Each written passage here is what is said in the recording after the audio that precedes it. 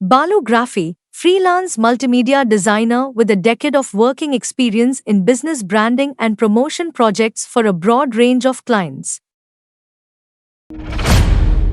Ancient Tamils worshipped a diverse pantheon of gods deeply rooted in nature and ancestral spirits. These deities were celebrated through rituals and seasonal festivals reflecting the intimate connection with the land. Over the centuries, these guardian deities evolved and merged with the Vedic pantheon, preserving their fierce Tamil identity. At the heart of this timeless legacy stands the formidable war and victory goddess, Kotravai.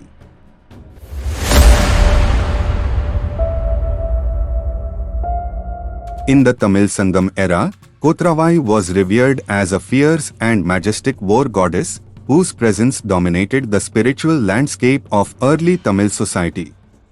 Tamil literature describes warriors offering vows, dances, and sacrifices before marching to war, seeking her favor for courage and triumph. Tholkapiyam, the earliest extant Tamil grammar text, alludes to her as the fierce battlefield goddess associated with the Pala landscape. Paripadal and Kalithogai depict her as the divine embodiment of victory, protector of warriors, and protector of justice. Silappatikaram describes grand festivals and ceremonies performed in honor of Kotravai, portraying her as the protector of justice, with an Indian antelope as her vahana. The antelope's speed and grace are symbolic of the goddess's readiness for war and triumph. The archaeological site of Adichanallur yielded a number of graffiti-bearing potsherds. These graffiti are seen as an early form of symbols, which evolved into ancient Tamili script. Among the artifacts, a potsherd decorated with applique motifs showing a tall, stylized goddess figure standing beside a sheaf of paddy, accompanied by an Indian antelope, a crocodile, and a crane holding a fish, has been discovered, and researchers interpret this as evidence of ancient Kotravai worship. As Kotravai is rooted as a fierce mother warrior goddess in Tamil civilization, in North India, Durga reflected the evolving Vedic vision of divine protection. Devi Mahatmya, the fundamental Hindu scripture for Shaktism, establishes Durga as the slayer of evil forces.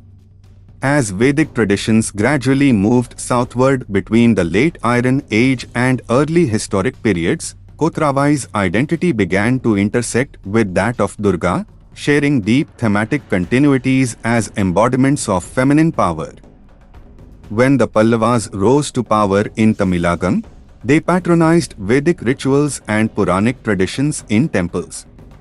Pallava monuments in Mamallapuram and Kanchipuram began depicting Durga with a lion mount, weapons, and victory pose imagery that closely resembled earlier descriptions of Kotravai.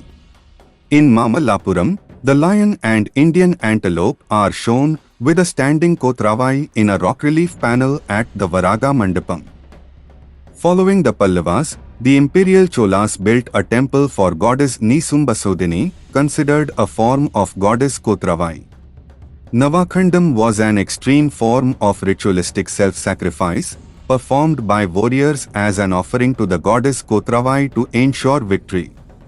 This practice is documented in the Chola-era literary work Kalingathuparni. Hero stones and sculptures from Pallava and Chola periods frequently depict devotees performing acts of self-mutilation. Over centuries, as cultures interacted, Kotravai gradually assimilated into the wider Vedic Hinduism tradition, merging with forms of Shakti, Durga, Kali, and Amman worship in India. The literary presence, combined with archaeological and sculptural evidence, highlights a long shared heritage of warrior goddess veneration in the Indian subcontinent.